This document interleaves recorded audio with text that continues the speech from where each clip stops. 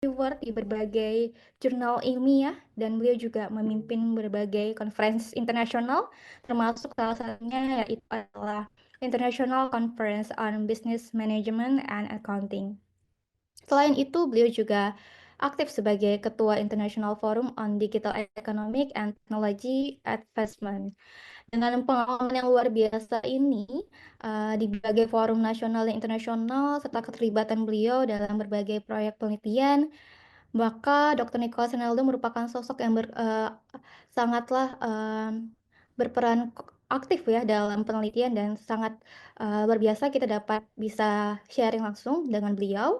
Tanpa panjang lebar lagi, langsung saja saya menyapa narasumber kita yaitu Bapak Dr. Nicholas. Selamat pagi, Pak. Ya, Apakah dokter selamat pagi, Bu Elga. baik? Terima kasih.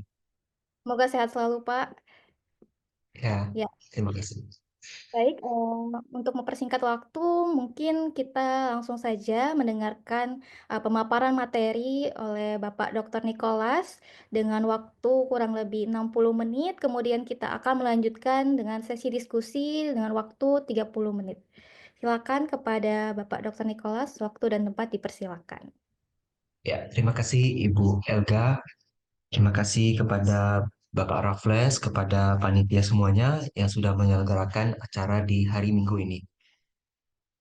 Pada kesempatan hari ini, izinkan saya membawakan materi.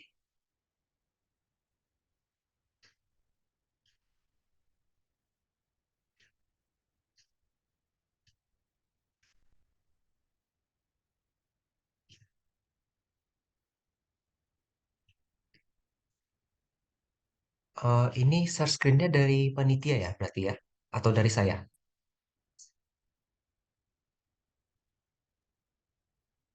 Mungkin dibantu panitia atau Bapak ingin men-share screen sendiri, Pak? Boleh, boleh saya aja? Baik.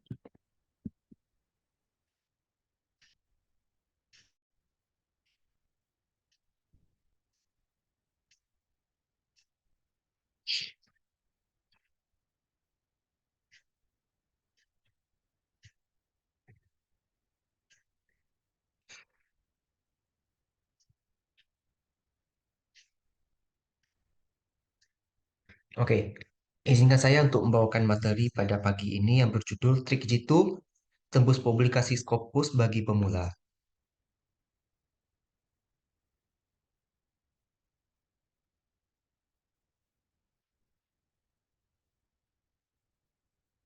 Ini ada profil saya yang tadi sudah dibacakan oleh Ibu Helga.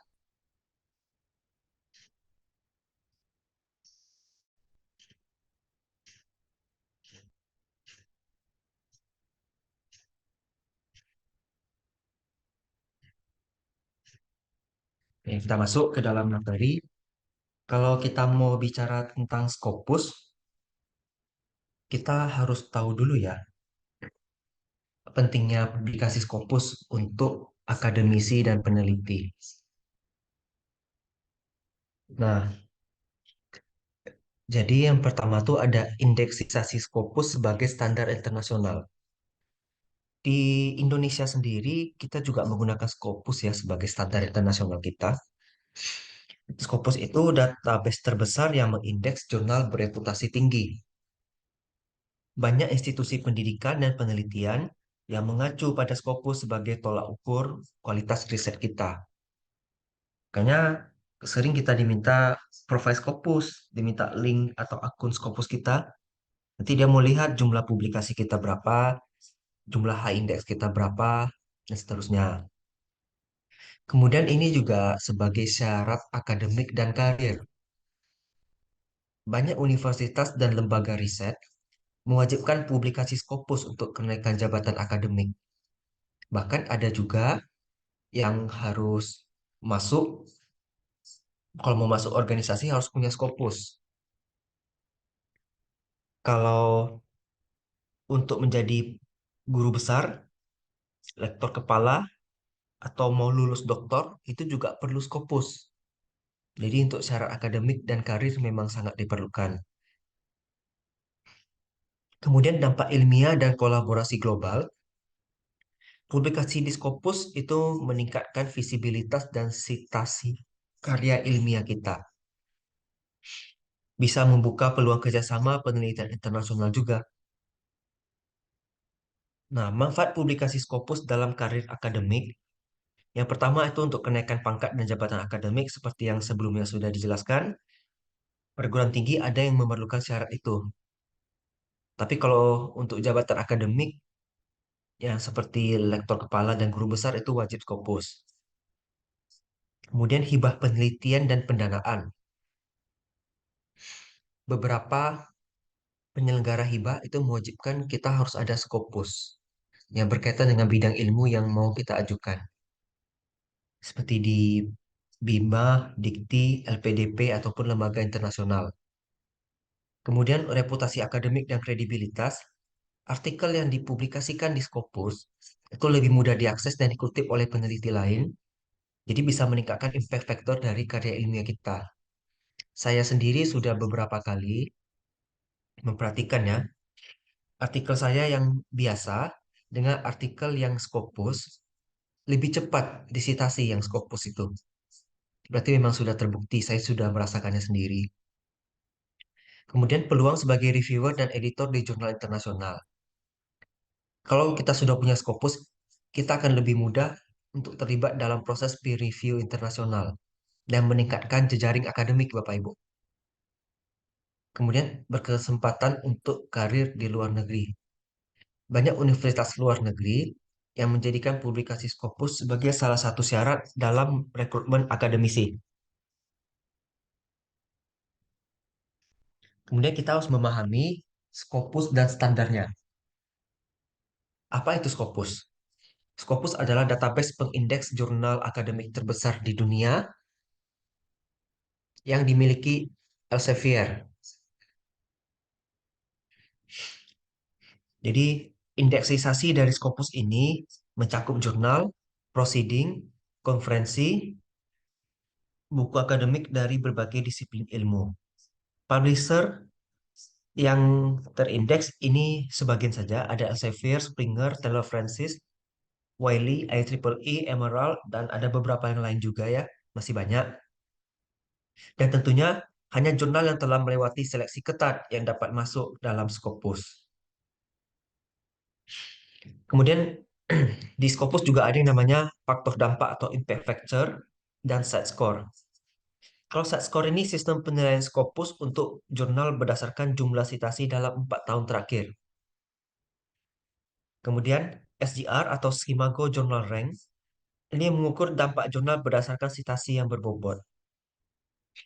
Sering kalau kita lihat untuk kenaikan fungsional dosen kita, ada dipersyaratkan SGR 0,1, 0,5. Nah, itu kita lihatnya dari Skimago nanti.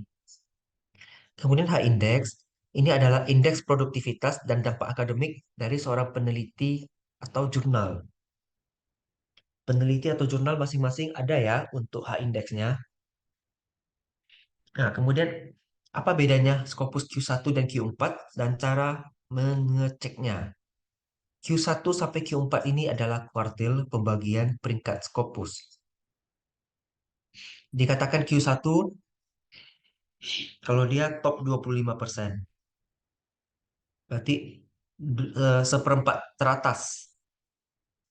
Q2 itu berarti seperempat yang kedua, Q3 seperempat yang ketiga, dan Q4 seperempat yang terakhir. Nah, persentasenya bisa kita lihat intervalnya yang Q4 paling rendah, 76 sampai 100%. Nah, kriteria ada tertulis, kalau Q1 itu impact tinggi dan citasi besar sampai dengan Q4. Sudah dituliskan. Dan tingkat kesulitan publikasinya jelas Q1 itu sangat sulit dan yang paling relatif mudah adalah Q4. Nah, jadi kalau strategi mau publikasi di Q1 sampai dengan Q4, kalau kita pemula, kita mainnya di Q3 dan Q4 saja. Kalau kita mau tingkat kebaruan yang tinggi, itu Q1 dan Q2. Kalau kita untuk lektor kepala, biasanya Q3, Q4 sudah cukup. Kalau untuk guru besar, Q1 dan Q2. Jenis artikel yang diterima di Scopus. Yang pertama, original research atau artikel penelitian asli. Ini jenis artikel utama yang memuat hasil penelitian asli. Ini seperti artikel yang biasa kita tulis untuk penelitian sebagai syarat, misalnya untuk syarat lulus skripsi, tesis, ataupun disertasi. Itu original research namanya. Kemudian review artikel ini analisis mendalam tentang berbagai penelitian sebelumnya dalam satu topik. Ini contohnya penelitian bibliografi, bibliometrik maksudnya, systematic literature review, kemudian ada penelitian case study.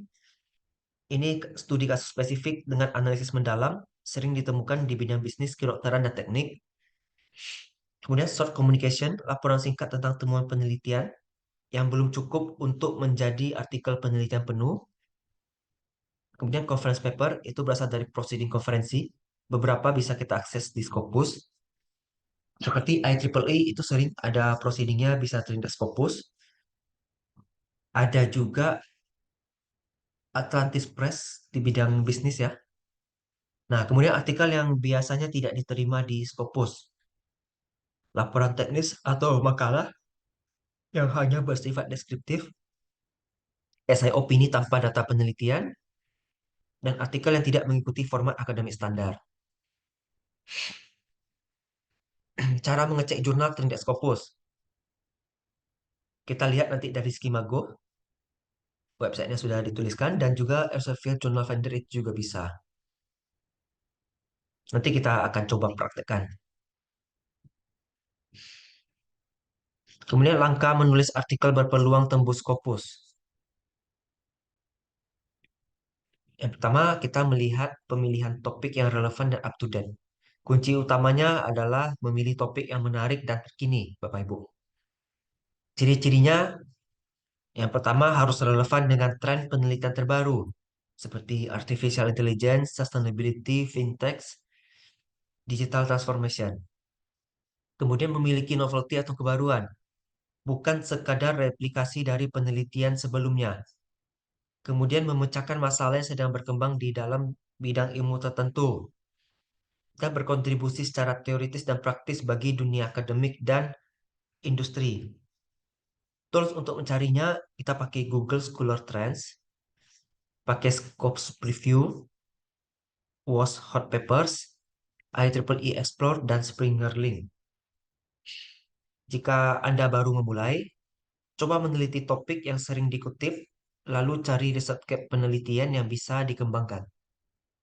Misalnya sekarang lagi ngetrend sustainability accounting. Cari variabel yang sering digunakan, pastinya sustainability performance, digital atau green innovation, sustainability, green supply chain management. Nah, variabel-variabel seperti itu kita cari research gap-nya nanti. Berikutnya kita menulis struktur artikel yang baik dan sesuai standar. Kalau dari beberapa rujukan yang saya temukan, mereka mengatakan IMRAT model.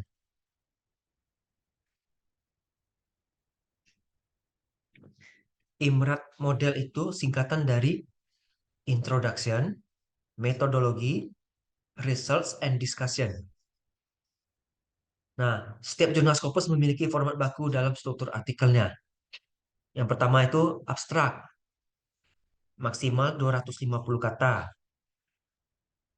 Strukturnya ada background, objektif, method, result, dan conclusion. Kemudian gunakan keyword yang sesuai agar artikel mudah ditemukan dalam database. Kemudian kita menulis introduction. Jelaskan latar belakang penelitian. Sampaikan state of the art. Kemudian tunjukkan gap penelitian dan akhiri dengan rumusan masalah dan tujuan penelitian. Berikutnya metodologi.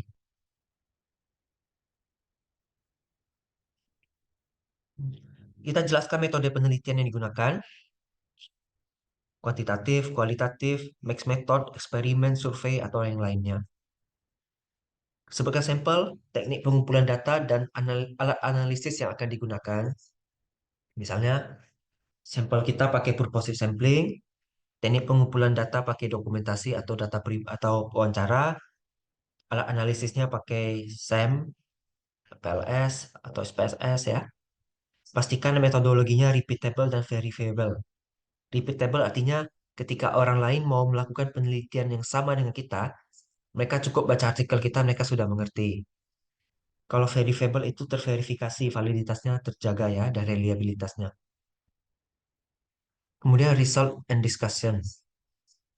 Kalau result itu presentasikan temuan secara ringkas dan jelas dan gunakan tabel grafik dan visualisasi data yang jelas. Kalau discussion, bandingkan hasil penelitian dengan studi sebelumnya, jelaskan kontribusi teoritis dan implikasi praktisnya.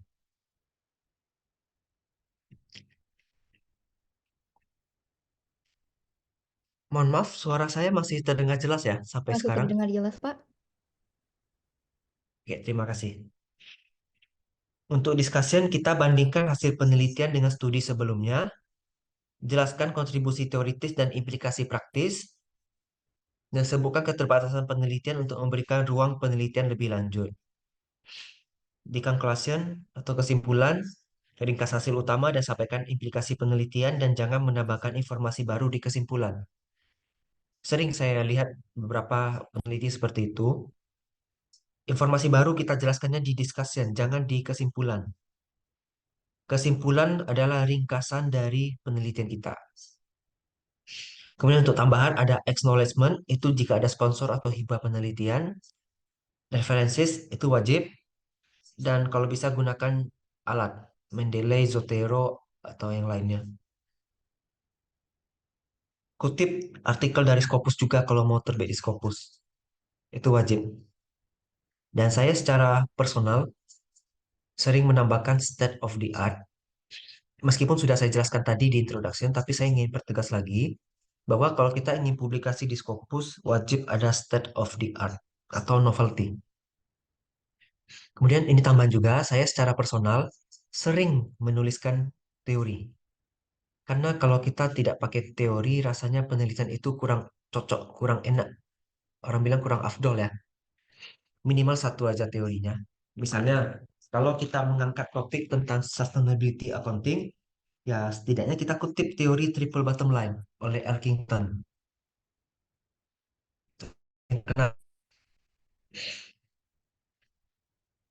Kemudian gaya bahasa akademik dan teknik penulisan yang baik. Nah, kesalahan umumnya kita harus kita tolak. Sorry. Kesalahan umumnya dalam penulisan akademik bisa membuat artikel kita ditolak. Nah, kita harus gunakan bahasa akademik yang formal. Hindari bahasa informal dan subjektif. Gunakan bahasa yang objektif dan sesuai dengan fakta. Ini ada bahasa contohnya ya. Penelitian ini sangat menarik dan bermanfaat. Itu kalimatnya tidak informal. Sorry, kalimatnya informal atau tidak formal. Untuk kalimat bakunya, penelitian ini memberikan kontribusi signifikan dalam bidang akuntansi. Misalnya dalam pengembangan indikator pengukuran, bla bla bla. Seperti itu. Kemudian, hindari plagiarisme dan gunakan teknik parafrase yang baik. Scopus sangat ketat terhadap plagiarisme.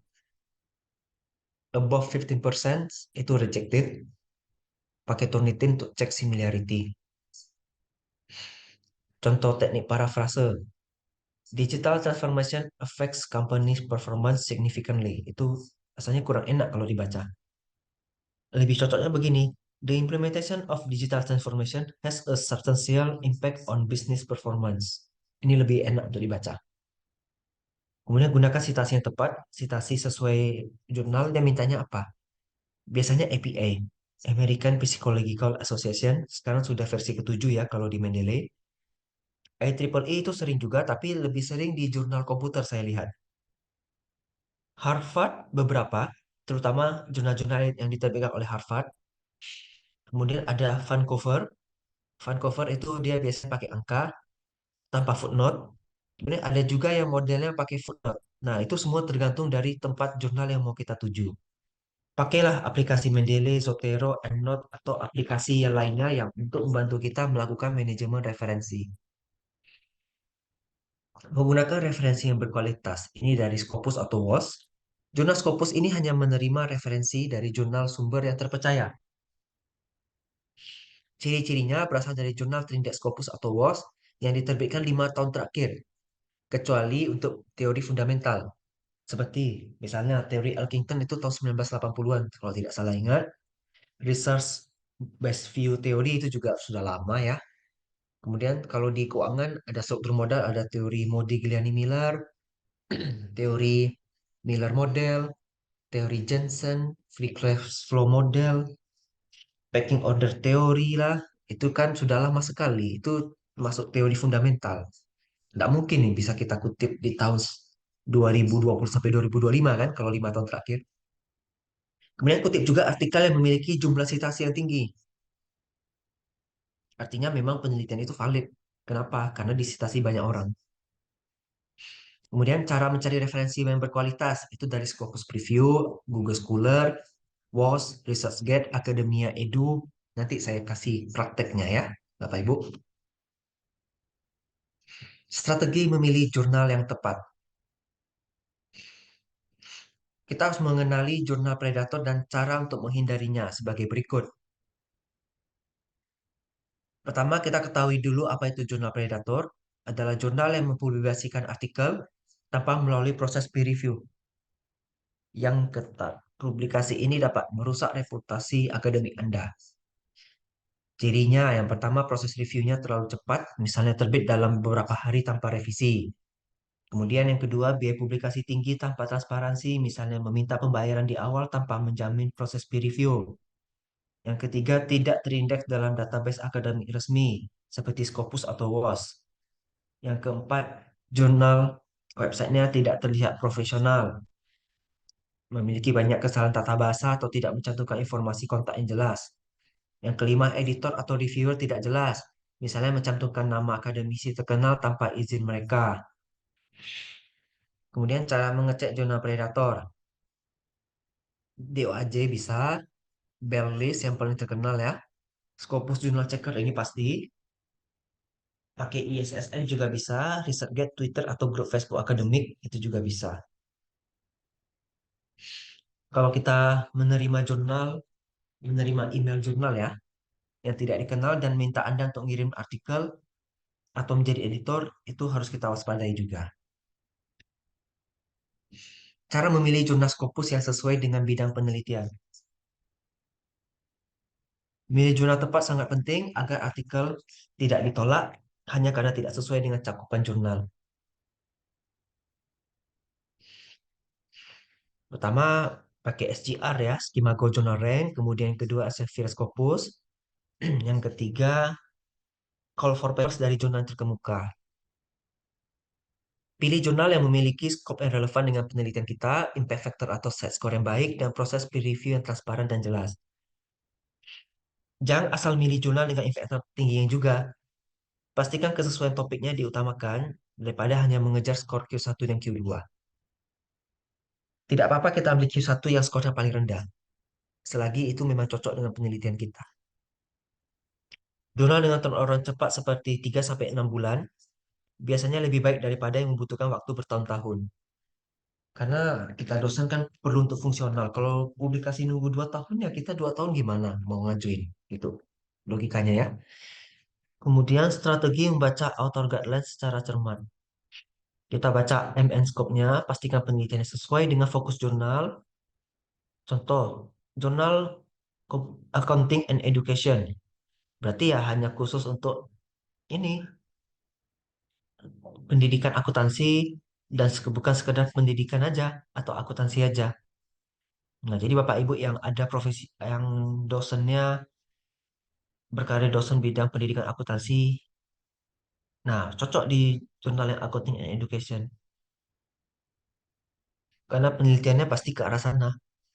Tapi kalau penelitiannya malah fokusnya ke akuntansi keberlanjutan, sebenarnya bisa aja, tapi kalau terbitnya di Accounting and Education pasti kurang cocok gitu. Kemudian perhatikan jenis artikel yang diterima. Apakah riset artikel, review paper, dan lainnya. Jangan kirim review paper ke jurnal yang hanya menerima riset artikel, contohnya gitu. Karena pasti ditolak. Kemudian cek batasan jumlah kata, format referensi, dan template. Biasanya ada tuh 7.000 sampai 8.000 kata aja. Kita baca nanti di websitenya. Format referensi pakai IPA, IEEE, Chicago, Vancouver, Nature, atau yang lainnya. Dan kemudian template. Biasanya disediain template. Tapi beberapa jurnal terkenal seperti Emerald itu ada yang pakai template dan juga ada yang tidak perlu template. Jadinya seperti kita nulis kosong biasa aja. Yang penting ada introduction, abstract, dan lainnya. Dia terima, baru nanti editornya masukin ke template. Kemudian perhatikan etika publikasi dan kebijakan plagiarisme. Ada yang minta Turnitin 15%. Kemudian kalau mengenai etika, kita tidak boleh submit artikel kita di dua jurnal yang berbeda. Nanti itu melanggar etika ya. Meskipun kadang kita mikirnya mana yang lebih cepat terlebih dahulu, ya secara etika itu kurang tepat. Kemudian cek apakah jurnal mengenakan biaya. Kalau jurnal minta biaya tinggi tanpa transparansi itu harus waspada. Kemudian pastikan ada opsi publikasi tanpa biaya atau gratis jika Anda ingin menghindari EPC. Biasanya kalau kena biaya itu kalau kita mau terbitnya di open access. Kemudian proses pengiriman dan peer review. Cara submit artikel ke jurnal Scopus itu yang pertama, kita pilih jurnal yang tepat. Pakai SJR atau Elsevier Journal Finder untuk menemukan jurnal yang sesuai. Kemudian pastikan masih terindeks di Scopus. Yang kedua, siapkan dokumen yang diperlukan, manuskripnya, karena dia minta double blind review, kadang ada yang minta kirim dua file. Satu file pakai nama kita, satu file tanpa ada nama author. Kemudian cover letter, ini surat pengantar untuk editor. Kemudian title page, figure and table dalam file terpisah, itu lampiran. Copyright transfer agreement jika diperlukan. Kemudian gunakan sistem submission online. Ada itu, kita pasti register di akun website mereka, baru kita submit. Kemudian ketika kita register, lalu kita submit kan ada minta isi metadata ya kalau di OJS. Isinya benar, jangan sampai ada salah seperti judul, abstrak, kata kunci. Pengalaman saya sebagai editor jurnal, author sering hanya menuliskan nama mereka sendiri. Nama partnernya lupa mereka tulis. Ya, meskipun kita sebagai editor bisa bantu, tapi kan rasanya kurang afdol ya. Masa hal seperti itu editor yang kerjakan. Tapi nggak apa-apa. Kalau saya biasanya bantu. Tapi editor lain saya kurang tahu ya. Kadang ada yang hanya karena kurang autornya, 5 orang hanya di pas submit hanya tulis satu orang mereka tolak gitu. Kemudian cek ulang dan submit. Pastikan tidak ada salah format dan setelah submit kita akan menerima email konfirmasi dari jurnal atau dari OJS-nya. Nah, kalau kita mau menyiapkan cover letter menarik, kita pelajari dulu. Cover letter ini adalah surat pengantar untuk meyakinkan editor bahwa artikel kita ini layak dan bisa dipertimbangkan untuk dipublikasikan. Ini ada format penulisan baku ya untuk cover letter. Silakan Bapak Ibu baca. Nanti ada materinya di saya share ya di chat kita nanti. Oh ya, untuk cover letter, kita hindari cover letter yang terlalu panjang. Cukup 1 halaman. Malah kadang di beberapa sistem submit OJS, kalau mau tulis cover letter, nggak bisa upload. Kita harus ketik langsung di websitenya. Kemudian jangan sekedar copy paste abstrak dalam cover letter kita. Kalau bisa abstrak tuh ya kita ringkas lagi dalam cover letter. Dan gunakan bahasa formal dan profesional.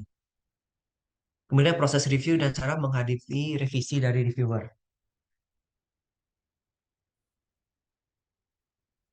Setelah kita submit, kita akan melewati proses peer review yang ketat. Proses reviewnya ada desk review oleh editor. Ini disaring apakah sesuai dengan scope jurnal. Kemudian peer review oleh 2 sampai 3 reviewer. Ini untuk evaluasi metodologi, analisis, dan kontribusi ilmiah. Dan terakhir kontribusi keputusan dari editor. Apakah itu accept, minor revision, major revision, atau reject. Cara mengatasinya, kalau misalnya kita diminta revisi, baik itu minor ataupun mayor, kita baca komentarnya dengan seksama, buat response to review dengan format berikut. Ini ya. Ucapan terima kasih, kita ucapkan dulu. We sincerely appreciate the reviewers constructive feedback. Salin komentar review dan jawab dengan jelas. Reviews komennya, the discussion lacks depth in XYZ aspect. Kemudian kita respon. Thank you for your valuable input. We have revised section X and added more discussion on XYZ. See lines 105 until 120. Kita jelaskan kita sudah revisi di bagian mana. Kalau kita di Indonesia, kebiasaan kita adalah menstabilo kuning ya Bapak Ibu. Di Microsoft Word kita, komen yang diberikan oleh reviewer kita tandai dengan warna kuning yang sudah kita revisi. Kemudian revisi manuskrip sesuai saran reviewer dan gunakan warna atau highlight untuk nandai bagian yang diperbaiki seperti stabilo kuning yang saya bilang tadi. Kita highlight. Kemudian kalau kita di reject, ya kita jangan putus asa. Evaluasi kembali komentar reviewer dan pertimbangkan jurnal lain yang lebih sesuai. Kemudian cara menghindari desk rejection. Desk rejection adalah penolakan langsung dari editor tanpa masuk ke tahap review. Biasanya yang jelas pasti karena tidak sesuai dengan scope jurnalnya. Ya, solusinya kita cek MNES scope-nya. Kemudian formatnya, judul dan abstrak, tidak jelas, tingkat similaritasnya, dan kurang referensi. Ini kalau referensi, kita misalnya mau terbit di jurnal A ya, setidaknya kita kutiplah dua jurnal di A itu. Yang topiknya sejenis dengan kita. Karena kan mereka juga perlu untuk peningkatan citasi ya. Ini ada tools dan teknik untuk bantu publikasi. Yang pertama, Mendeley atau Zotero untuk manajemen referensi. Ini jelas ya, Bapak Ibu juga pasti menulis pakai Mendeley ya. Bapak Ibu dulu untuk lulus menulis skripsi, tesis, dan disertasi pasti ada menggunakannya ya. Kemudian Grammarly atau Quillbot untuk proofreading dan paraphrasing. Ini belum semua dosen yang menggunakannya. Saya sendiri menggunakan Grammarly, terutama untuk yang bahasa Inggris, untuk mengecek tata bahasa, ejaan, dan kejelasan tulisan. Kemudian bisa membantu meningkatkan profesionalisme dalam penulisan artikel. Kalau Grammarly ada yang gratis, ada yang premium. Saya biasanya pakai yang gratis saja, karena bagi saya yang gratis itu sudah cukup fiturnya untuk saya gunakan. Grammarly untuk proofreading. Kalau untuk paraphrase pakai Quillbot, itu untuk menghindari plagiarisme. Kemudian yang ketiga, Turnitin atau iTicket untuk plagiarisme. Kalau Turnitin, saya rasa Bapak Ibu juga sudah banyak tahu ya. Yang keempat, Cite AI dan Connected Papers untuk riset referensi yang relevan. Cite AI itu sebenarnya AI ya, bisa digunakan. Connected Papers untuk bantu menemukan artikel terkait dalam satu bidang penelitian. Kita pakai Cite AI untuk memastikan referensi yang dikutip benar-benar relevan. Connected Papers untuk menentukan literatur yang terbaru. Kesalahan umum yang harus dihindari. Pertama, tentang jurnal predator. Jurnal predator biasanya menjanjikan publikasi cepat tetapi tidak memiliki standar akademik yang baik. Tanda-tandanya tidak terdaftar di Scopus, WOS, atau DOAJ. Tapi kadang ada juga jurnal nakal. Dia sudah berhasil masuk ke Scopus. Sebelum masuk Scopus, dia baik-baik dulu. Diikuti semua aturan Scopus. Tapi nanti setelah sudah Scopus, malah jadi bisnis dia. Dulu janjinya 1 tahun, misalnya hanya terbit 4 volume. Setelah Scopus malah jadi 12 volume. Itu nampak sekali orientasi profitnya. Tahu dulu biaya penerbitannya hanya 300 USD. Setelah Scopus malah menjadi 1000 USD. Wah, itu tinggi sekali. Makanya biaya publikasinya tinggi tanpa proses review yang jelas itu bahaya. Situs web jurnal terlihat kurang profesional, tidak mencantumkan informasi editor, artikel sebelumnya di jurnal tersebut kualitasnya rendah atau tidak relevan dengan skop jurnal. Kemudian cara menghindari jurnal predator. Cek di Scopus, cek di DOAJ. Kemudian hindari jurnal yang mengirimkan email spam. Dan pastikan dari jurnal yang ternama seperti Springer, Taylor Francis, Emerald, dan lainnya. Kemudian kesalahan dalam format dan referensi. Ini ya, silakan Bapak Ibu baca. Kurang lebih ini seperti yang sudah kita jelasin sebelumnya ya. Kesalahan dalam menanggapi reviewer. Banyak peneliti gagal dalam tahap revisi karena salah menangani komentarnya. Ada yang mengabaikan komentar, tidak jawab dengan jelas. Terus ada yang merasa tersinggung. Kadang manusia gitu ya. Kita ajarin yang benar, dia malah menyangkal. Jadi emosi dan tersinggung. Oh, nggak benar ini. Kenapa dia mereview saya seperti ini? Padahal saya ini benar loh gitu. Nah, itu kan nggak boleh. Kita harus bisa menerima kritik dan masukan dari reviewer ya. Meskipun kita sudah jadi profesor, kita submit jurnal dan kita di-review dengan mayor ya.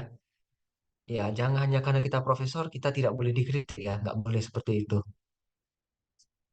Kemudian, tidak memberikan bukti perubahan. Kemudian, cara hadapi. Jangan panik. Kita di-review, kita dikritik, itu tujuannya untuk perbaikan diri kita. Kemudian buat respons letter yang sistematis. Berterima kasih kepada reviewer. Jelaskan perubahan yang dilakukan secara detail. Jika tidak setuju, berikan argumen. Kemudian kalau mau pakai tabel, pakai dua kolom. Satu komentar review dan kedua perbaikan yang telah dilakukan. Kadang ada beberapa jurnal yang sudah sediain template. Ada juga yang tidak sediain template untuk review ini. Kalau tidak sediain template, kita tidak wajib ya. Tapi kalau mau buat juga nggak apa-apa. Kemudian pastikan setiap revisi ditandai dalam naskah. Jadi kurang lebih seperti itu ya Bapak Ibu. Trik jitu untuk publikasi Scopus untuk pemula. Ya, saya sendiri juga masih belajar ya dalam hal publikasi ini. Saya mohon maaf apabila ada kesalahan dalam penyampaian materi. Oh ya, kita coba sedikit praktek. Apakah masih bisa, Bu Elga? Masih bisa, Pak, masih kurang lebih 27 menit. Oke, izin sebentar ya. Kita coba praktekkan.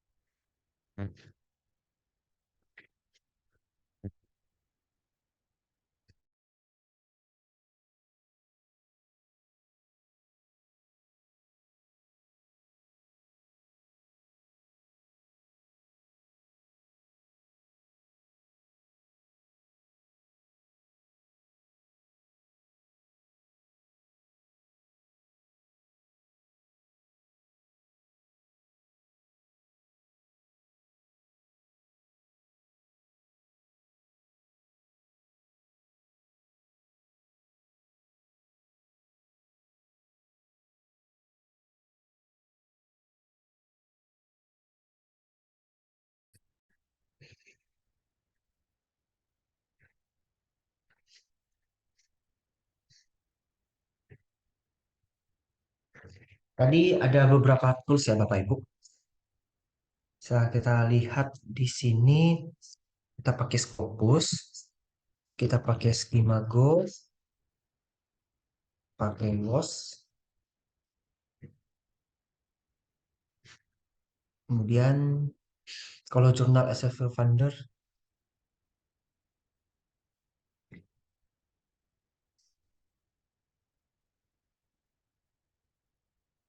kemudian apa lagi yang Bapak Ibu mau coba? Biar kita coba praktekkan di sini. Nanti disampaikan aja ya. Kita tes dulu yang Scopus.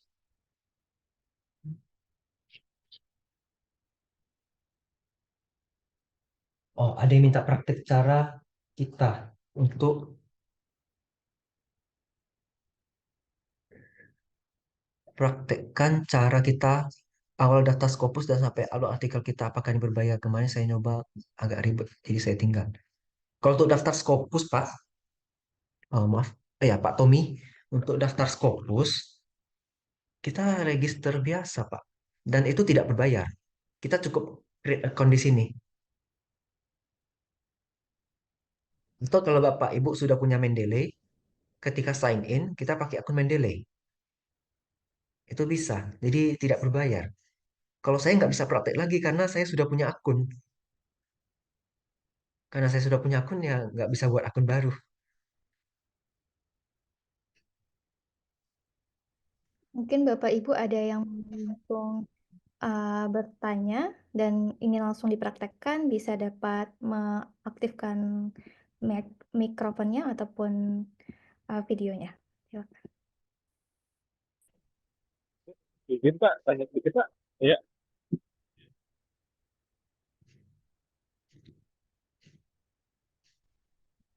halo Pak. Ya Pak, silakan Pak Tommy. Oh iya, iya Pak. Ini ya mungkin agak bingung itu ya Pak. Kalau kita upload artikel atau apa itu mungkin boleh dipraktekkan itu Pak ya. Itu seperti apa ya di Scopus ini dan kemudian ini memang benar-benar free semua Pak ya. Kita upload artikel kita sampai mungkin kita di review. Soalnya saya agak bingung ada menu berbayar atau apa kalau nggak salah ya. Jadi saya agak-agak rasa ribet yang baru tuh saya tinggal aja jadi apa mungkin boleh boleh minta tolong sedikit banyaknya tadi tunjukin kok.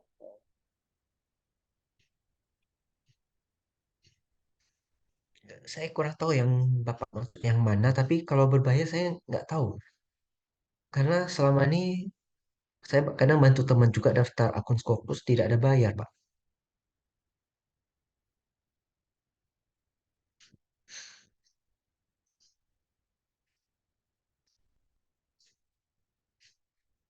Jadi kalau udah kita login ya seperti ini tampilannya seperti biasa juga ya Bapak Ibu. Yang kita mau cek misalnya di sini kita tes nama saya ya.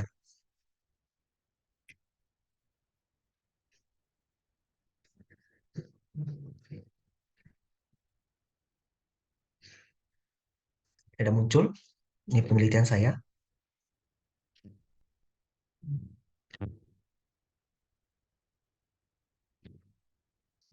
Ini dia tampilan profil saya. Ini sudah dikoneksikan ke Orchid juga. Kalau ini akun Scopus kita, kodenya pakai angka ya. Nah, cuman karena yang premium, jadi beberapa item tidak bisa diklik di sini. Ini artikel-artikel kita yang sudah dipublikasikan yang terindeks Scopus. Selanjutnya kita ada fitur source. Ini untuk mencari artikel, sorry, untuk mencari jurnal. Misalnya kita mau cari berdasarkan judul, kita mau cari jurnal-jurnal yang berkaitan dengan accounting. Munculnya banyak sekali ya. Kita coba klik find sources. Jadi nanti akan tersaring yang judulnya accounting semua. Nah, untuk tahu dia Q1 sampai Q4, kita bisa pakai ini, first quarter. Kita apply, 90%. 96, kalau 75 sampai 100% itu berarti Q1. Berarti ini semua Q1 yang kita saring. Atau mau Q4, kita apply di sini. Nah, Q4 tuh 0 sampai 25%. Kita bisa berdasarkan highest percentile ini kita sortir. Kalau saya biasanya dari bawah dulu saya lihat. Dari yang set score atau persentilnya paling rendah, itu yang Q4. Jadi judul yang ada kata accountingnya itu, yang paling rendah skornya adalah yang Journal of Accounting Review. Dan biasanya jurnal-jurnal yang posisinya Q4 dan persentilnya rendah, itu lebih mudah untuk kita masuk. Kita klik, kita lihat dia masih sampai 2024, berarti masih oke ya. Karena metrik di 2025 belum keluar. Publishernya jelas ya, ada. ISN-nya ada. Kategori bidang ilmunya bisa dicek di sini. Set score, rank and trendnya bisa lihat. Kemudian Scopus content average-nya konsisten ya. 8 artikel, terus ini 9 mungkin hanya nambah satu atau ada spesial isu. Nah, yang seperti ini bagus. SGL-nya juga 0,3 ini tinggi. Kita balik. Nah, terus kalau kita mau filter lagi, apakah itu jurnal, book series, proceeding, atau trade publication, silakan pakai filter di sini. Kemudian mau filter berdasarkan citasi minimum atau minimum dokumen bisa, mau yang khusus DOAD juga bisa.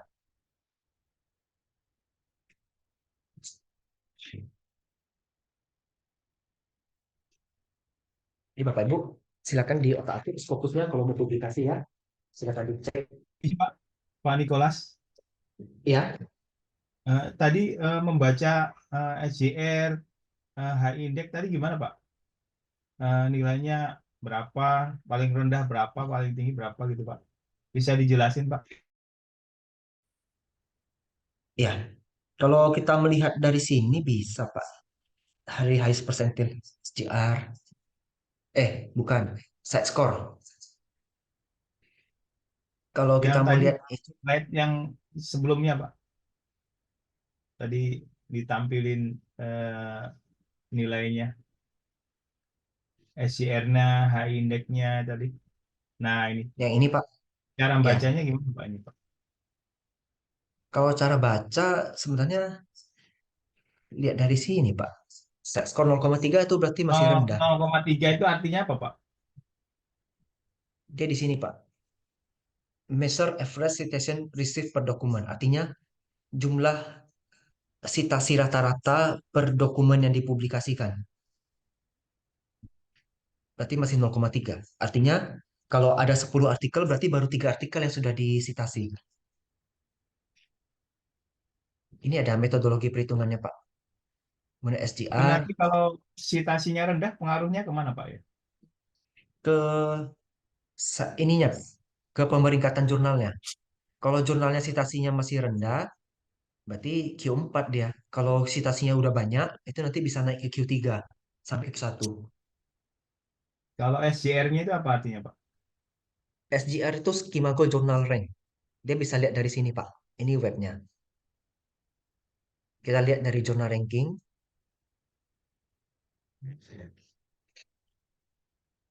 Misalnya subjek kita di akuntansi ya. Kategorinya accounting. Kalau region country-nya nggak usah lah ya. Kita semua aja global. Nah, bisa Bapak Ibu lihat SGR-nya kalau tinggi dia Q1 ini posisinya. Kemudian Itu artinya apa Pak? turun-turun-turun Q2. Jadi SJR ini dipakai untuk pemeringkatan jurnal juga, Pak. Hmm. Semakin Semakin tinggi tinggi nilainya, semakin bagus. makin bagus. Kita Kaitannya lihat dengan yang Q4 citasi ya. nggak Pak? Kaitannya dengan citasi nggak Pak? Iya, ada kaitan citasi juga, Pak. Kalau kita lihat H index ya, H index itu kan berkaitan dengan citasi ya, Bapak Ibu. Ini SJR yang rendah, dia Q4. H indeksnya rendah juga, 2, 3, 4, dan seterusnya. Kita lihat yang Q3, sudah mulai sedikit lebih tinggi, 0,274 dan H indeksnya 21, lebih tinggi lagi. Berarti dia sejalan Bapak Ibu. H indeks tinggi, SJR akan ikut tinggi. Juga citasinya juga Ini mau tinggi Pak. tinggi juga. Pokoknya H indeks tinggi itu menandakan citasi yang tinggi. Oh, oke. Pak izin Pak tanya sedikit Pak. Cara kita upload jurnal tuh gimana caranya Pak ya? Terus apakah Makasih itu Pak. ada template template tertentu yang harus kita penuhin supaya upload jurnal kita bisa di Scopus itu Pak? Boleh dipraktekin ya cara upload dan template-nya itu apakah harus template khusus Pak ya untuk kita ini? Eh,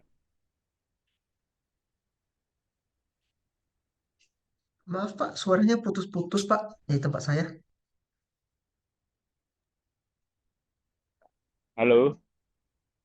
Ya, halo. Iya, iya, iya, iya, izin Pak saya tanya sedikit Pak, itu cara upload jurnal kita itu di Scopus itu gimana caranya itu dan apakah memang ada template khusus yang apa yang harus kita penuhin supaya kita bisa upload jurnal kita di Scopus gitu Pak. Mungkin boleh praktekin cara uploadnya itu ya Pak. Mungkin menu yang mana saya agak bingung. Terus kemudian kalau kalau sedang direview statusnya itu gimana ngelihatnya Pak ya? Itu sih Pak.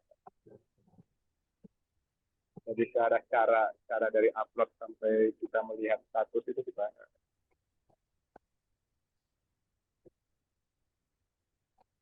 Kalau mau submit, melihat ininya, contohnya kita buka aja ini satu. Kita masuk ke home page-nya.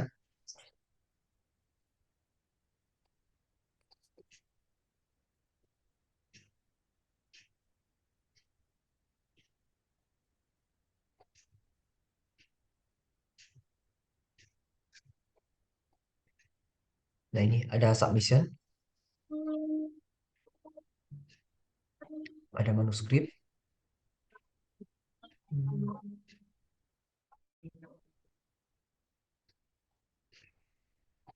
Biasanya ada template-nya di sini.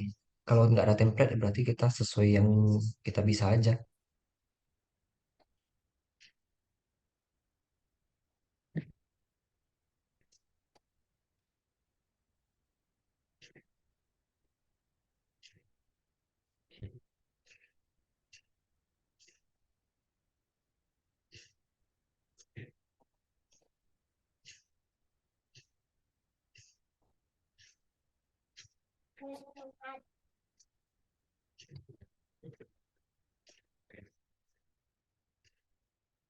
Hmm.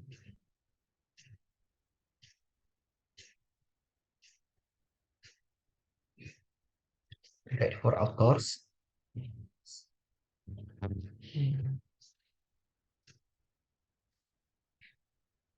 Ini coba Bapak Ibu cari aja ya, nanti ada template. Nanti dari template itu kita sesuaikan, lalu kita submit. Dia biasanya ada tombol submitnya. Dia bisa minta login dulu, register, baru submit sesuai template. Isi cover letter, isi abstrak, judul, author, kemudian kata kunci sama referensi biasa diminta. Kurang lebih seperti itu, Pak. Apa sudah cukup jelas, Pak? Tapi memang kita harus penuhin dulu template-nya sesuai dengan yang mereka inginkan ya Pak. Baru kita Iya, mungkin submit di menu submit itu ya, submit dan manuskrip itu Pak ya. Langsung iya, submit aja gitu Pak ya. Terus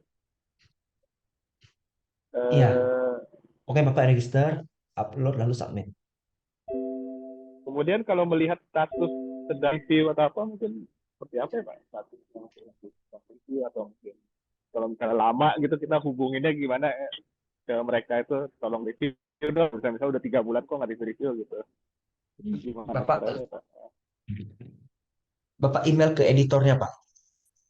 Eh,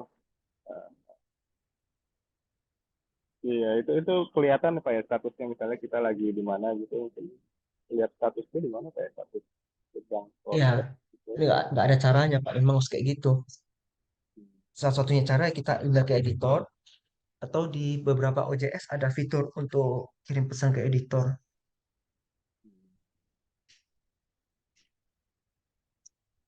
Karena kan kita Izin tidak Pak kenal Nikolas. editornya siapa. Ya, status sedang review di menu apa pak ya statusnya sedang di review gitu Gimana, Pak? statusnya sedang di review misalnya itu Artikel sedang di-review terus, kenapa, eh, Pak? itu mungkin di mana menunya ya pak boleh boleh lihat mungkin kalau bapak ada status lagi di review gitu pak. Pemilihan OJS ini beda-beda, Pak. Saya Beda-beda nggak tahu ya. juga bisa di mana lihatnya. Eh, Izin Pak Nikolas. Ya, Terkait terkait jurnal yang free itu atau tidak berbayar itu bagaimana nyarinya Pak ya? Atau yang murah-murah itu gimana ya carinya? biasanya yang murah itu ada di Q4, Pak. Berkisar serat dari 0 sampai 300 USD. Itu yang Q4. 300 dolar. Dolar. Hmm.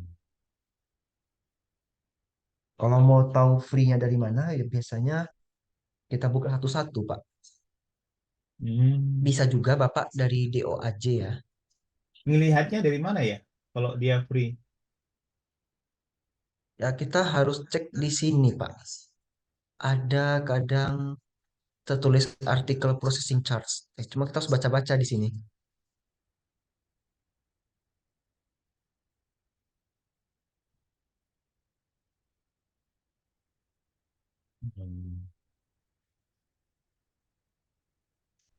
Iya, mungkin kalau saya pertajam Pak, kalau kita sort yang mana yang free, yang non free itu apakah harus satu-satu kita cek atau gimana ya Pak untuk oh ini yang free bisa kita baca secara free gitu itu gimana Pak ya? Nah, kita memang sampai sekarang saat ini, kalau saya baca satu-satu, Pak. Contohnya ini, the article charge to cover bla bla bla. Berarti ini kena biaya. Tapi biayanya nggak disebutin, Pak ya. Harus kontak ininya ya, kontak personnya ya. Kadang ada di website, kadang nggak ditulis di website, Pak. Oh, itu ada biaya itu. Ini dua jurnal ratus sampai revenue, 500 dolar per artikel ya. ya dia ada tuliskan di sini, Pak. Kalau ini ada juga yang sampai 400 per artikel. Tergantung, Pak. Kalau ada cara lain, biasanya di DOAJ. Cuman, jurnal-jurnal yang di DOAJ ini belum tentu dia terindex Scopus. Tidak semua jurnal ya. Kayak begini kan dia ada tulis nih, no APC. Berarti tidak ada kena biaya. Hmm, iya, iya. Itu ngelihatnya di Duat sih, Pak. Iya, kalau ini jelas nih APC-nya ada. Tertulis di sini.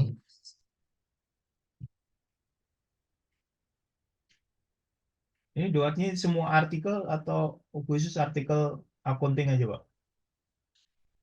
Ini semua artikel yang terindeks di DOAJ. Misalnya kita Oh, tulis chemistry pun ada Pak tentang kimia. oh. Pokoknya semua yang mereka register di DOAJ itu muncul. Jadi mau lihat EPC-nya bisa langsung dari sini di sisi kanannya. Untuk Hmm, tahu dia Scopus atau enggak ya kita harus cek lagi Pak. hmm. Iya, iya, iya. Terus untuk eh, referensi itu ada batasan nggak kalau di Scopus itu, Pak? Ya 5 tahun terakhir Pak referensinya. Gimana, Pak? Jumlah referensi. Citasinya dari artikel 5 tahun terakhir. Jumlahnya nggak dibatasi. Kadang ada yang tulis, kadang ada yang tidak, Pak. Tapi standarnya kan minimal 20 ya. Iya, iya.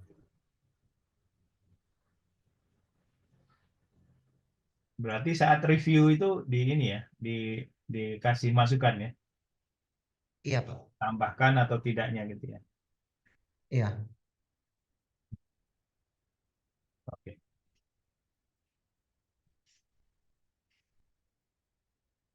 Terima kasih, Pak Nicholas. Ya, sama-sama, Pak.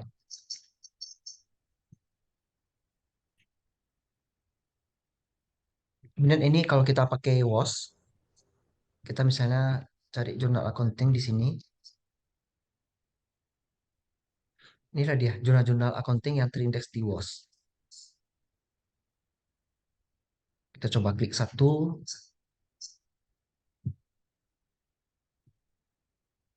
Ini.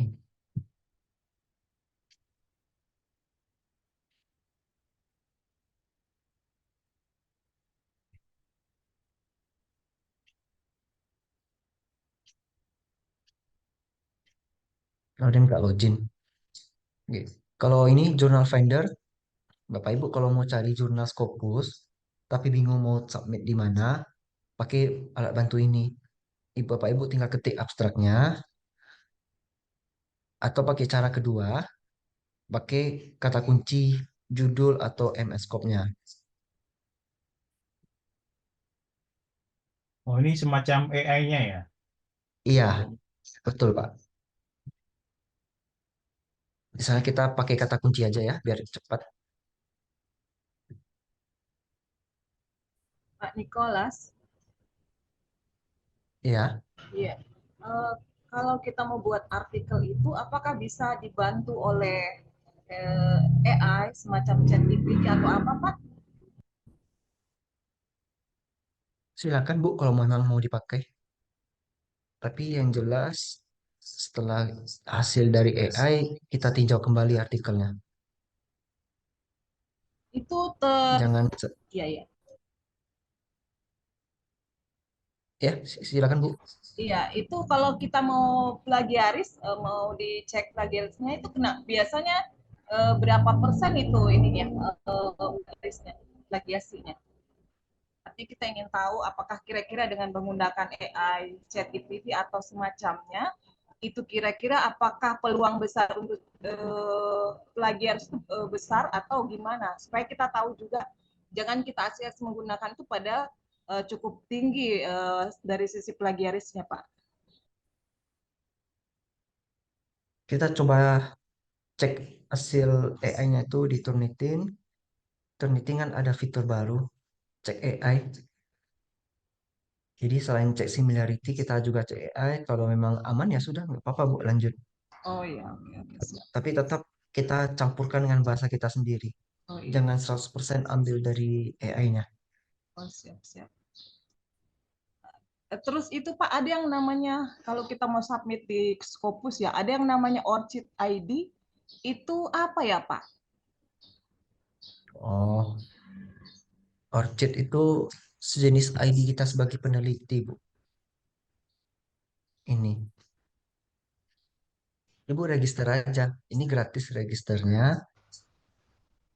Dia biasanya cuma minta nama. Kalau ada Scopus ID, langsung aja masukin. Nanti dia terdeteksi. Sama minta riwayat employment kita. Sama education kita. Kalau untuk works ini nanti kan kita bisa search by Google Scholar. Nanti dia otomatis masuk. Yang penting ada doi aja. Kalau sudah ada doi, nanti dia terdeteksi semua. Bisa ini kita klik kan. Karena dia kalau nggak ada doi, dia nggak mau terdeteksi di sini. Nah, jadi doi itu kita klik, dia langsung tembak ke jurnal kita, ke artikel kita. Hmm. Nah, ini source-nya berarti artikel yang ini terdetek dari Scopus Elsevier. Kalau yang artikel ini terdeteksi dari Dimension, ini dari Crossref metadata deteksinya. Kebanyakan begitu.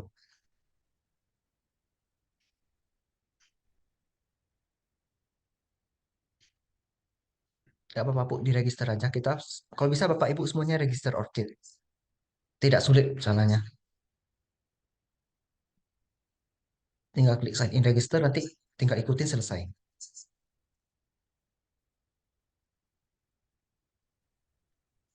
Oke, cukup jelas, Bu? Iya, iya. Terima kasih Pak. Nah, kita balik ke jurnal Elsevier Finder ini. Setelah kita ketik kata kunci, rupanya jurnal ini yang disarankan. Nampak nanti impact factor-nya, site score. Nah, ini time to first decision 2 days. Artinya kita submit hari ini tanggal 2, paling lambat tanggal 4 sudah dapat info, diterima atau ditolak. Tapi masih di sisi editor ya, belum di reviewer lagi. Ini beberapa, ya gitulah. DOAJ sudah, ORCID sudah.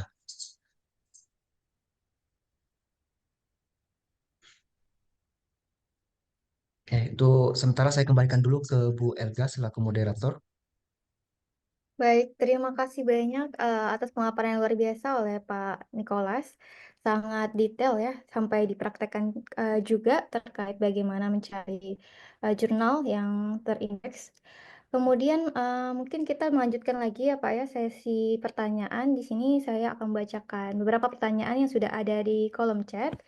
Yang pertama mungkin udah ada beberapa yang terjawab dari Pak Ahwan ya. Izin bertanya untuk referensi minimal berapa jumlahnya. Kemudian juga ada apakah meta analisis masuk literatur review. Kemudian berapa biaya publikasi Q1 sampai Q5. Dan mungkin yang terakhir juga sudah dijawab bagaimana melihat SJR, site score, dan H-index. Mungkin ada pertanyaan yang bisa dijawab nomor 2, Pak. Apakah meta analisis masuk literatur review? Dan biaya publikasi Q1. Silakan, Pak. Oke. Oke, terima kasih atas pertanyaannya. Kalau meta analisis Termasuk literatur review, iya bisa. Kita bisa masukin. Biasanya meta analisis pakai bantuan alat force viewer ya. Jadi force viewer mau dimasukin ke dalam artikel kita, hasilnya meta analisis. Kadang itu sebagai pendahuluan bisa. Kalau penelitian kita adalah bibliometric research, itu diizinkan. Jadi kita mau mengetahui kesenjangan variabel-variabel mana yang paling jarang diteliti oleh orang. Itu bisa. Jadi nggak salah Bapak Ibu masukkan di literatur review boleh, di pendahuluan boleh juga. Kemudian untuk biaya penerbitan Q1 sampai Q5 ya. Mohon maaf sebelumnya dia hanya sampai Q4 untuk klasifikasinya, jadi tidak ada Q5. Kalau untuk biaya ada yang gratis, ada yang berbayar. Untuk cek bayarnya berapa, kita harus ke website jurnalnya masing-masing. Kurang lebih seperti itu. Baik, terima kasih Pak Nicholas atas jawabannya. Jadi bisa ya Pak ya untuk masukkan meta analisis dalam literatur review. Dan kemudian untuk biaya publikasi mungkin kita bisa lihat satu persatu. Apakah sudah cukup jelas Pak Ahwan? Sudah, Bu. Terima kasih. Sama-sama Pak. Selanjutnya ada pertanyaan dari Bu Ulan Wahyudingrum. Pak, apakah jika belum pernah publish Scopus, bisa register di Scopus dan untuk mengakses jurnal-jurnal Scopus? Ya, terima kasih Bu Wulan. Kita meskipun belum ada akun Scopus pun, maaf, kita belum ada pernah publish Scopus pun kita boleh daftar akun Scopus. Jadi tidak masalah. Silakan Bapak Ibu daftar akun Scopus, silakan akses jurnal-jurnal yang Bapak Ibu perlukan. Baik, berarti bisa kita dapat melihat akses jurnal-jurnalnya dan kita mendaftar ya walaupun kita belum pernah publikasi. Baik, terima kasih Pak Nicholas dan Bu Ulan atas pertanyaannya. Selanjutnya ada pertanyaan lagi dari Pak Ahmad Sayuti, yaitu cara register akun plagiat di mana ya Pak? Terima kasih Pak Ahmad atas pertanyaannya. Kalau untuk akun plagiat ini, mungkin yang dimaksud akun untuk mengecek plagiasi ya. Kalau akun ngecek plagiasi itu ada Turnitin, ada item tiket, ada akun-akun lainnya juga, program-program lainnya bisa juga. Kalau mau register, Bapak Ibu silakan ke website masing-masing. Misalnya ke website Turnitin, atau ke website item tiket, atau ke website Plagiarna, itu bisa juga. Silakan di-register, lalu pakai fiturnya. Seperti itu. Baik, terima kasih Pak Nicholas dan Pak Ahmad Sayuti atas pertanyaannya. Selanjutnya ada pertanyaan dari Pak Fatur Rahman. Izin bertanya Pak, jika parafrase menggunakan tools seperti Quillbolt, apakah aman untuk Scopus? Kalau pertanyaan ini, selagi memang Turnitinnya aman ya, dia aman untuk Scopus juga. Sesuai pengalaman saya begitu. Jadi nggak masalah kalau saya rasa. Baik lagi ya, kalau apapun itu yang hasil dari AI, sebaiknya kita perbaiki lagi. Itu saran saya. Terima kasih. Baik, terima kasih Pak Nicholas dan Pak Fatur Rahman atas pertanyaannya. Selanjutnya ada pertanyaan terkait dari Bu Pascanova Gainau, yaitu izin bertanya Pak Nicole, saya pernah coba submit artikel ke salah satu jurnal Scopus. Namun dalam proses pengisian data-data untuk submit, ada permintaan untuk transfer biaya tertentu sebagai biaya submission. Karena saya khawatir saya batal submit. Apakah memang ada jurnal-jurnal Scopus tertentu yang demikian ya Pak? Atau ini indikasi jurnal predator? Terima kasih Pak. Ya. Terima kasih Bu Pascanova atas pertanyaannya. Hmm. Biasanya sih memang indikasi predator kalau minta uang duluan. Tapi tidak semua ya Bapak Ibu. Saya pengalaman pernah melihat artikel, saya lupa jurnal mana, tapi itu termasuk yang terkenal punya. Dan dia memang minta biaya submission dulu. Jadi ya memang kadang ada yang begitu, bisa diindikasi predator, ada juga yang enggak. Ini tergantung kredibilitas dari publishernya Bapak Ibu. Seperti itu Ibu. Baik, terima kasih Pak Nicholas dan Bu Pascanova. Jadi mungkin uh, kita bisa lihat dari ini ya Pak ya, nggak semuanya predator ya Pak ya berarti ya Pak ya. Betul. Baik, selanjutnya ada pertanyaan dari Pak Supriyono. Berapa lama jurnal terindeks Scopus bisa terdeteksi di Scopus dan mengapa di Skimago terdeteksi tapi di Scopus tidak terdeteksi? Oke, Pak Supriyono, biasanya jurnal itu terdeteksi di Scopus terlebih dahulu, baru dia akan terdeteksi di Skimago. Nah, kalau terdeteksi di Scopus, tapi belum terdeteksi di Skimago, itu karena Skimago itu metriknya update di bulan Maret atau April di tahun berikutnya. Misalnya, jurnal ini baru terindeks Scopus di Desember 2024. Dia akan muncul di Skimago tuh sekitar bulan April 2025. Jadi di Scopus dulu baru di Skimago. Nah, kalau pertanyaan Bapak, mengapa di Skimago terdeteksi tapi di Scopus tidak terdeteksi? Karena jurnal Scopusnya kemungkinan besar sudah discontinue. Tapi update-nya telat di Skimago, makanya di Skimago masih terdeteksi dia terindeks Scopus, tapi di Scopusnya sudah tidak terdeteksi lagi. Seperti itu, Bapak Supriyono. Baik, terima kasih Pak Nicholas dan Pak Supriyono atas pertanyaannya. Selanjutnya ada pertanyaan dari Pak Samsi Edi. Bagaimana mendapatkan ID Scopus, Pak? Ya, Syamsi Edi, untuk bisa mendapatkan ID Scopus, Bapak wajib publikasi Scopus dulu. Itu syaratnya. Kalau hanya sekedar daftar akun Scopus, meskipun tanpa publikasi bisa, tapi nggak bisa dapat ID Scopus. Jadi memang syarat mutlak adalah harus publikasi Scopus. Begitu ya, Pak Syamsi Edi. Baik, terima kasih Pak Nicholas atas jawabannya. Bapak dan Ibu masih adakah yang ingin bertanya secara langsung ataupun melalui kolom chat? Izin tanya sedikit, Bu. Ya. Halo. Yang API API apa no APC tadi apa ya? Singkatan dari apa ya, Pak Nikola?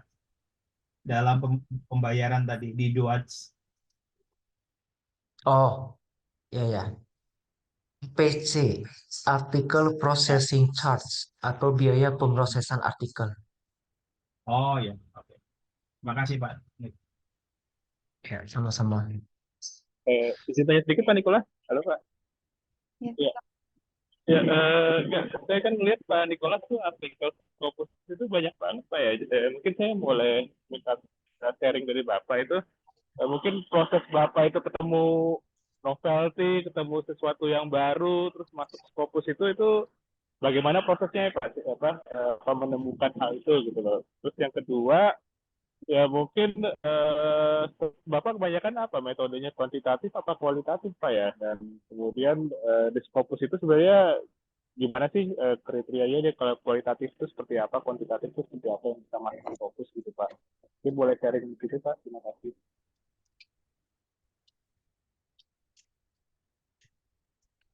Oke. Pertanyaan yang pertama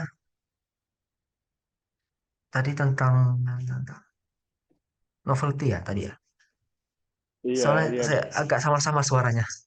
Oh iya, iya, iya. Bagaimana Pak Nikolas kan banyak sekali Pak artikelnya Pak. Mungkin Bapak gimana cara proses menemukan novelty itu, proses menemukan sesuatu yang baru itu tanpa bisa masuk Scopus itu mungkin gimana sampai ketemu gitu loh Pak. Itu sih yang saya mau tanyakan yang pertama.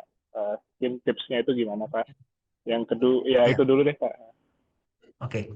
Yang untuk novelty memang harus dari pemikiran kita sendiri, dan novelty itu kan bentuknya banyak, Pak. Misalnya kita mengembangkan pengukuran baru. Terus novelty yang kedua tuh bisa berupa Dulu metode ini dipakai di bidang ilmu A, sekarang kita pakai di bidang ilmu B. Itu novelty juga. Yang ketiga, dulu hanya dipakai di luar negeri. Sekarang kita pakai di Indonesia. Kita jadi orang perintisnya. Ya udah, itu juga termasuk novelty. Kemudian, apa lagi ya? Dia lumayan banyak itu yang disebut novelty.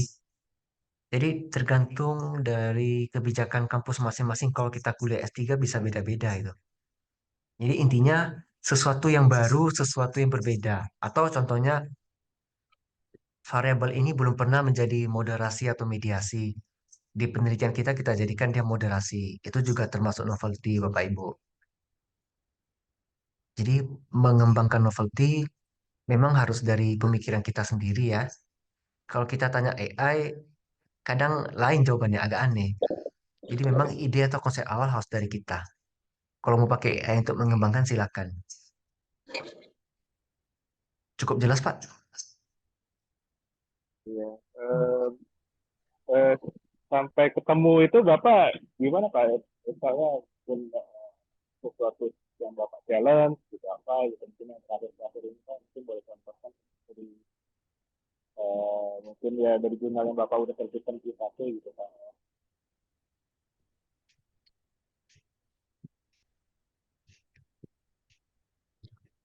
Maaf Pak, saya nggak jelas dengar suaranya Pak. Oh iya mungkin bisa agak contohkan dari yang Q1 sampai Q2 yang Bapak udah eh, pernah terbitkan ya Pak. Mungkin seperti apa sampai ketemu deh Pak itu seperti itu Pak. Eh, Artikel Q2 yang pernah saya terbitkan itu tentang water accounting Pak.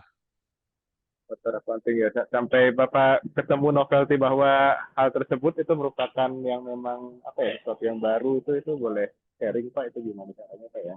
Oh, waktu itu ada Eh, salah satu pengukuran tentang efisiensi penggunaan air. hmm, Jadi kan ada biaya per volume, biaya per orang, dan volume per orang. Kalau saya tidak salah ingat, waktu itu kan cuma masih satu metode pengukurannya. Saya tambahin satu lagi yang baru. Jadi saya yang satu memodifikasi, yang satu lagi saya nambah yang baru rumusnya.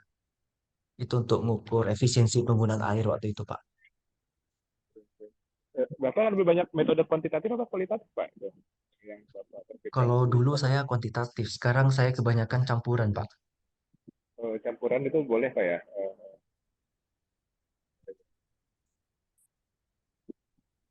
Biasanya dilihat apanya sih Pak itu kalau kuantitatif atau kualitatif itu dari Kalau reviewer Pak? kon- tergantung jurnal yang kita tuju, Pak.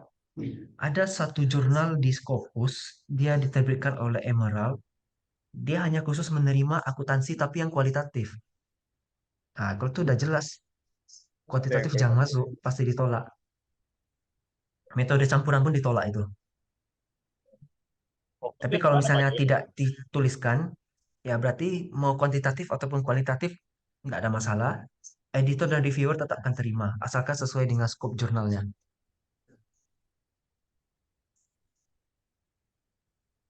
Apakah juga diterima Pak? Misalnya kita hanya katakanlah studi literatur internet gitu Pak. Itu gimana Pak?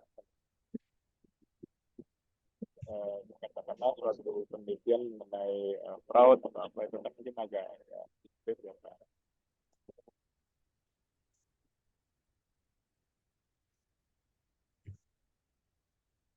Halo, maaf Pak, suaranya putus-putus Pak.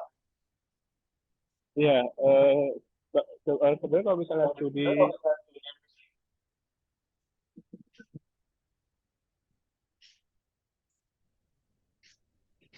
Itu melalui chat aja Pak.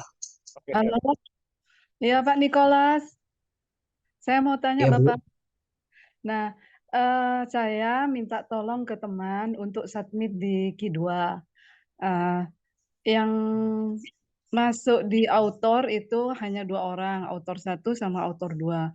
Nah, tapi karena saya minta tolong teman saya, dia itu namanya tidak ada di artikel, tetapi di email waktu terjadi revisi apa gitu, nyampenya ke beliau ke dia, jadi dia sebagai responding gitu. Nah, Apakah itu nanti di artikelnya akan muncul, Bapak? Padahal saya tidak sudah bilang ke dia bahwa dia tidak boleh karena ini syaratnya memang harus berdua gitu. Bagaimana itu Bapak Nicholas? Ya, kalau seperti itu takutnya jadi masalah, Bu. Karena kita kalau ibu hanya berdua dan korespondensinya malah orang lain, nanti jadi pertanyaan ini artikel punya siapa, Bu? Dan itu kemungkinan besar itu ibu pakai untuk syarat kuliah ya, Bu. Betul, Bapak. Nah, itu apa apakah nanti ke reviewer itu tidak boleh bilang kalau bahwa yang masuk di artikel itu ya sesuai dengan nama di artikel itu, Bapak? Biasanya bermasalah itu, Bu. Nggak boleh itu, Bu. Hmm. Yang korespondensi harus nama ibu atau nama dosen pembimbing ibu. Oh, begitu ya, Bapak. Nah, Iya. kalau sudah kadung ya Bapak ya, kita suruh ngerevisi. Nah, apakah saya harus mensubmit ulang Bapak? Jadi menggagalkan yang itu kita submit ulang atau bagaimana Pak Nicholas jalan keluarnya? Karena saya sudah kadung menemukan yang saya inginkan gitu loh Bapak. Berikutnya kalau ibu submit ulang, yang terjadi adalah dimulai lagi dari awal tahap reviewnya. Karena dianggap sebagai artikel yang baru. Hmm, apakah nanti tidak mempengaruhi pertimbangan reviewer Bapak? Mempengaruhi.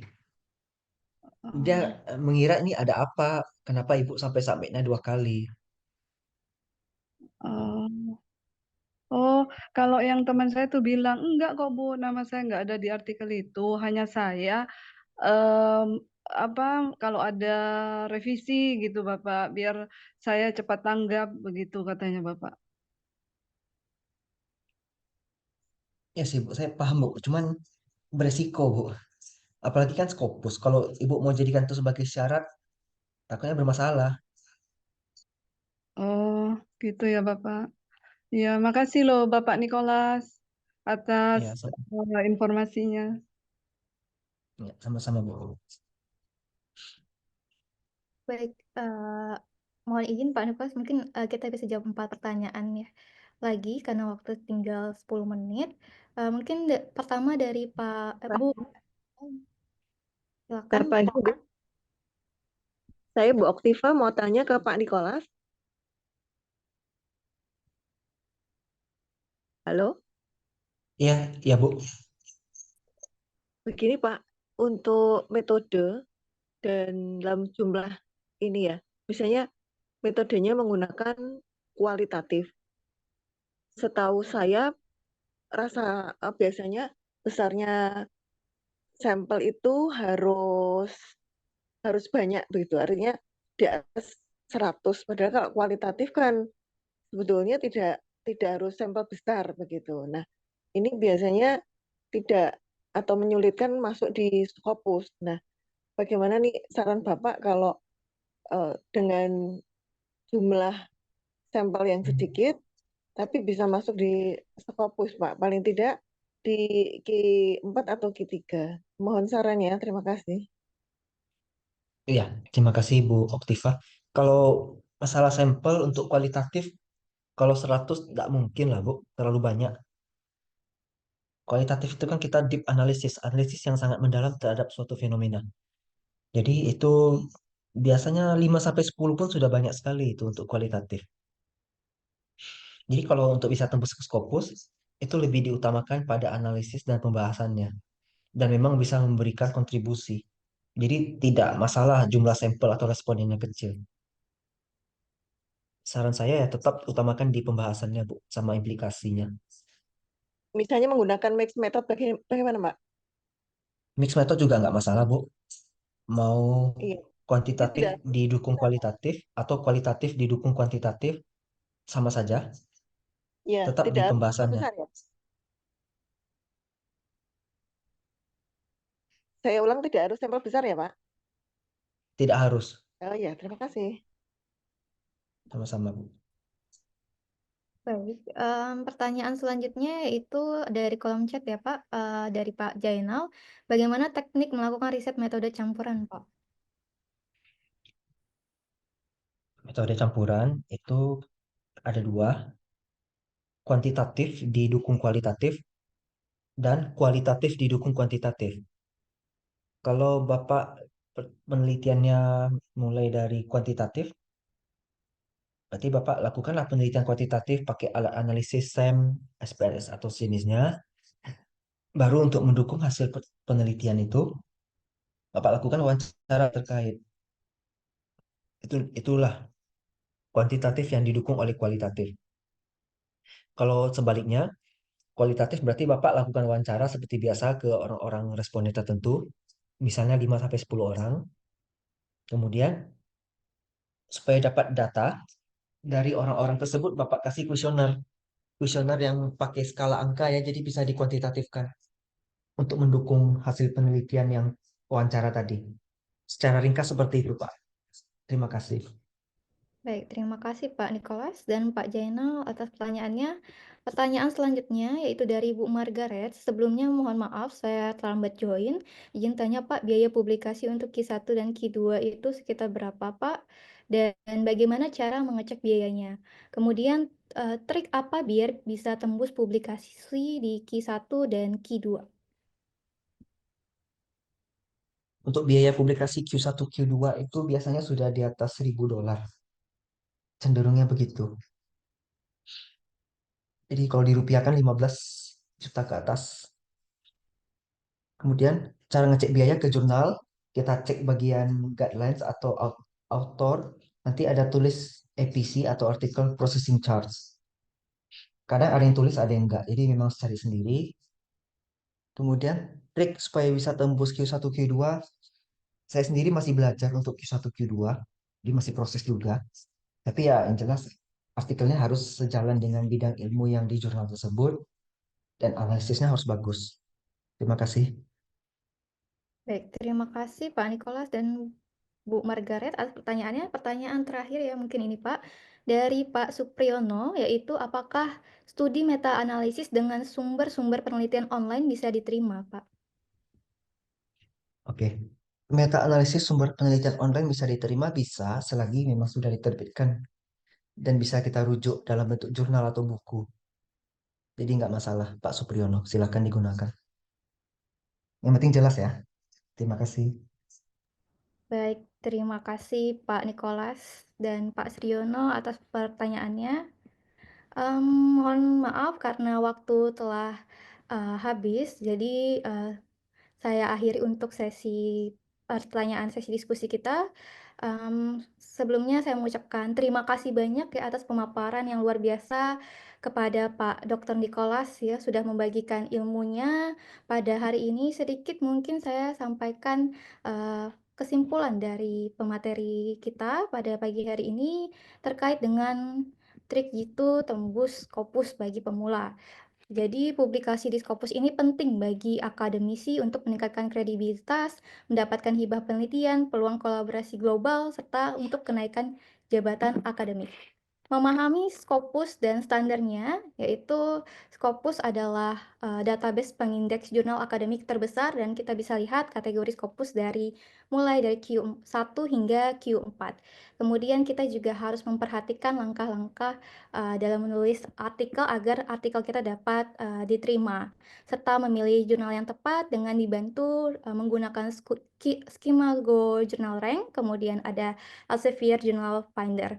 Dan juga kita memperhatikan bagaimana proses dari pengiriman hingga proses reviewnya dan juga kita menghindari kesalahan umumnya. Perhatikan dalam memilih jurnal terkait dengan jurnal predator atau tidak dan juga format yang sesuai dengan template yang kita tuju di jurnalnya dan juga menggunakan tool pendukung untuk publikasi supaya lebih baik dalam publikasinya. Terakhir, mungkin ada sedikit kata bijak dari saya, kesuksesan dalam publikasi bukan tentang seberapa sering kita ditolak, Tapi seberapa gigih kita bangkit, belajar, dan mencoba lagi untuk publikasi. Ini merupakan adaptasi kata-kata bijak dari Thomas Edison. Saya berharap sesi ini dapat memberikan inspirasi serta panduan yang jelas bagi kita semua agar bisa lebih siap dalam menghadapi tantangan dalam untuk publikasi Scopus. Dan mungkin diharapkan setelah ini Bapak Ibu dapat bisa tembus ke Scopus minimal mungkin dari pemula yaitu Q4 ya Pak ya. Terima kasih banyak Pak Dr. Nicholas. Ya, saya selaku moderator pamit undur diri, saya kembalikan ke MC. Terima kasih. Baik, terima kasih Ibu Elga dan Bapak narasumber kita hari ini, Bapak Dr. Nicholas Rinaldo. Sebelum kita tutup acara, marilah kita foto bersama terlebih dahulu, dibantu oleh operator Prasetyo. Silakan Pak Dede. Baik, Bapak Ibu, untuk dokumentasi, saya izin untuk mengambil gambar 3 kali. Yang pertama, 1, 2, 3. Yang kedua, 1, 2, 3. Baik, yang terakhir, 1, 2, 3. Terima kasih, Ibu. Waktu saya. Terima kasih pada Pak Teguh Prasetyo. Alhamdulillah kita telah sampai di penghujung acara. Terima kasih banyak kepada Bapak narasumber Dr. Nicholas Rinaldo atas pemaparan materi terkait G2 tembus publikasi Scopus bagi pemula. Kepada Ibu Moderator, Ibu Elidisti atas melancarkan acara ataupun diskusi hari ini. Kemudian kepada para peserta yang sudah cukup banyak bertanya, cukup banyak untuk menggali ilmu-ilmu terkait Scopus hari ini. Kemudian tak lupa juga kepada tim panitia, pada operator, kepada pembaca doa Pak Fatur Rahman, kemudian kepada Ibu Risa, Ibu Liliana, kemudian Ibu Mega, Ibu Dr. Lucy dan lainnya untuk webinar ISMA Minggu 2 Februari 2025.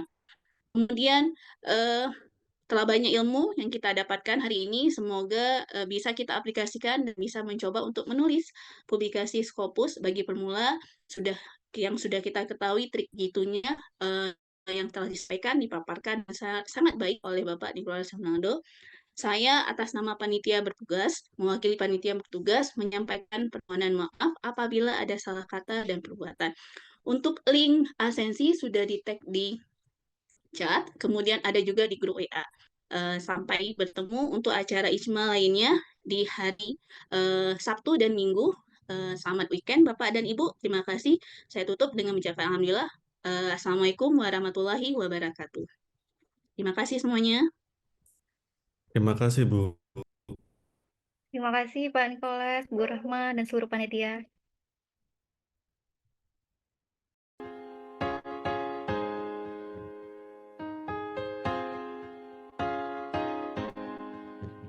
I ain't worried about nothing. I ain't worried about nada.